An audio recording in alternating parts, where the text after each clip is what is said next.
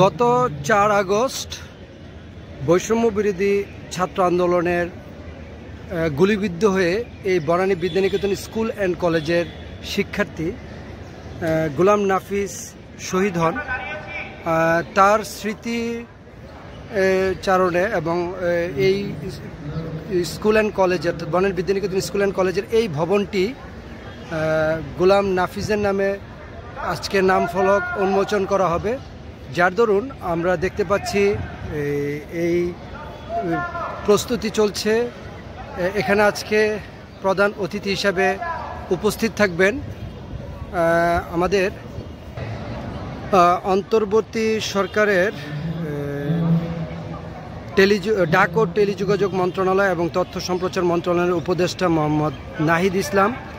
এছাড়া বিশেষ অতিথি হিসেবে উপস্থিত আছে গোলাম নাফিসের বাবা মোহাম্মদ গোলাম রহমান, এবং আজকের অনুষ্ঠানে সভাপতিত্ব করবেন এই প্রতিষ্ঠানের গভর্নিং বডির সভাপতি এবং ঢাকার ভারপ্রাপ্ত বিভাগীয় কমিশনার মোহাম্মদ মমিনুর রহমান।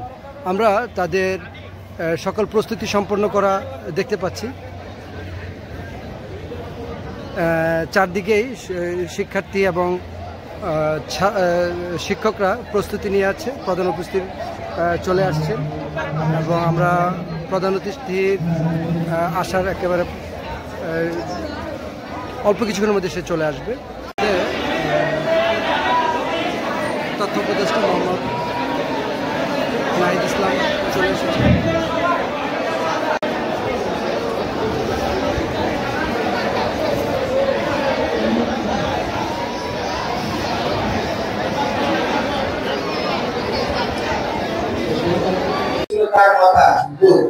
এক পর্যায়ে খুশি হওয়া যায়নি তার মৃতদেহ। তার বাবা মা আত্মীয় স্বজন অনেক খোঁজাখুঁজির পর হাসপাতালের মর্গে তার মৃতদেহের সন্ধান পেলেন। অজস্র মৃত্যুর লাশের মিছিল ও অগণিত বীর শহীদদের স্মরণে Banani Vidyaniketan school and college একটি ভবনের নামকরণ শহীদ নাফিস ভবন রাখার সিদ্ধান্ত গ্রহণ করেছে। শহীদের নাম নাফিস এই প্রতিষ্ঠানের ছাত্র, তার অখণ্ড ভারতের সুপ্রেম সাহস জীবন বিলিয়ে দেওয়ার ক্ষেত্রে সে যথার্থই একজন খাঁটি রণাঙ্গনের শহীদ উপাধি পাওয়ার দাবিদার। বৈষম্য বিরোধী ছাত্র আন্দোলনের একজন অকুতোভয় সাহসী যোদ্ধা, দ্বিতীয় স্বাধীনতা যুদ্ধের প্রধান সেনাপতি তিনি মাননীয় উপদেষ্টা জনাব নাহিদ ইসলাম।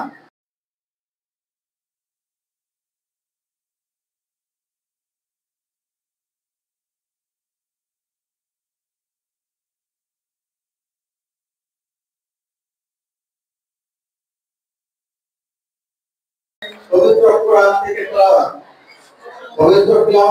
থেকে তেলাওয়াত করবেন এই প্রতিষ্ঠানের সিনিয়র শিক্ষক জনাব মোহাম্মদ মনিরুজ্জামান। আমি মনিরুজ্জামান স্যারকে কোরআন তেলাওয়াত করার জন্য বিনীত অনুরোধ জানাচ্ছি। আমরা আমাদের প্রতিষ্ঠান পক্ষ থেকে স্বাধীনতা পরবর্তী আইন শৃঙ্খলা যখন অবনতি ঘটে তখন আমরা বেসিক্যালি প্রথমে ট্রাফিক নিয়ন্ত্রণের কাজ শুরু করি, বনানী সিগন্যাল সহ মহাখালী সড়ক অঞ্চলকে কেন্দ্র করে, এবং পরিষ্কার পরিচ্ছন্নতা অভিযান চালাই, আলমোড়ার কাজ করি, এন্ড দেন হচ্ছে কি আমরা আরো বেশ কিছু সামাজিক কর্মকাণ্ড করি। এর পরবর্তীতে আমরা একটি টিম গঠন করি, 19 তারিখে ফেনীতে বর্ডার শুরু হয়। আমরা একদিনে ফায়ার সার্ভিস এন্ড সিভিল ডিফেন্সের পক্ষ থেকে ট্রেনিং এর ব্যবস্থা করি। এরপর ফেনীতে যাই, 8 শতাধিকেরও বেশি স্টুডেন্ট নিয়ে আমরা ফেনীতে রেস্কিউ অভিযান চালাই। সেখানে প্রায় আমাদেরকে 7.5 লাখেরও বেশি মানুষকে ত্রাণ বিতরণ করেন, 4 লাখেরও বেশি মানুষকে উদ্ধার অভিযান চালায় এবং 17টি বাচ্চা প্রসব হয় আমাদের ভলান্টিয়ারদের হাতে সাকসেসফুলি, এবং দুজনের নাম আমাদের ভলান্টিয়ারদের নামকরণে করা হয়। শুরু করছি বৈষম্য বিরোধী আন্দোলনে শহীদ হওয়া শহীদ নাফিস সহ এই সকল শহীদদের স্মরণে। শহীদ নাফিস যখন বের হয়েছে বাসা থেকে, আমি বাবা মার থেকে জানতে পেরেছি, যখন বাসা থেকে বের হয়েছে সে তার মানি ব্যাগ, মোবাইল সাথে যা যা ছিল সবকিছু বাসাতেই রেখে দিয়েছে। তার মানে বাসা থেকে বের হওয়ার আগেই সে এটা ডিসাইড করে নিয়েছিল যে সে আন্দোলনে বের হবে এবং যাই হয়ে যাক সে আন্দোলনে যোগদান করবে। হতে পারে তার সাথে কিছু হয়ে যেতে পারে, যার কারণে তার সাথে যে জিনিসপত্র ছিল সেগুলো সে বাসাতেই রেখে দিয়েছে।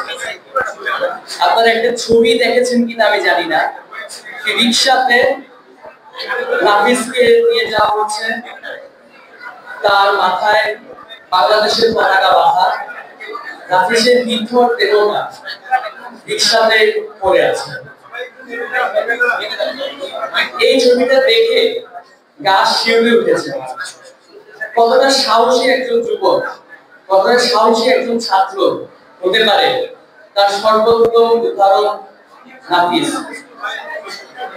এরকম অবস্থায় মাথায় বাংলাদেশের পতাকা নিয়ে সে আন্দোলনে যোগদান করেছে এবং শুরু থেকেই তার মাথায় এটি ছিল যে তার সাথে কিছু হয়েও যেতে পারে, যার কারণে সে তার সাথে জিনিসপত্রগুলো নেয়নি।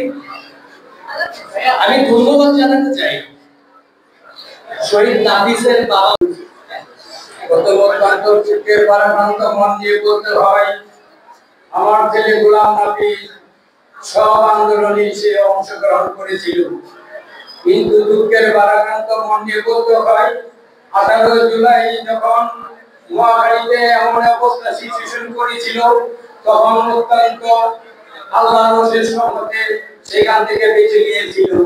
তারপরে 4 আগস্ট রোজ রবিবার পৃথিবীর কলেজ থেকে তার বন্ধুদের সাথে নিয়ে যখন শাহবাগের উদ্দেশ্যে রওনা হয়, তখন শাহবাগের উদ্দেশ্যে থেকে যখন মনে করেন ফারাক্কের দিকে মিছিলটি ঢুকে, আমি তার বন্ধুদের মাধ্যমে জানতে পেরেছি, তখন সে মনে করেন ফারাক্কের কারণদাদের হয়ে ফারাক্কের গিয়ে টেনশন নেই।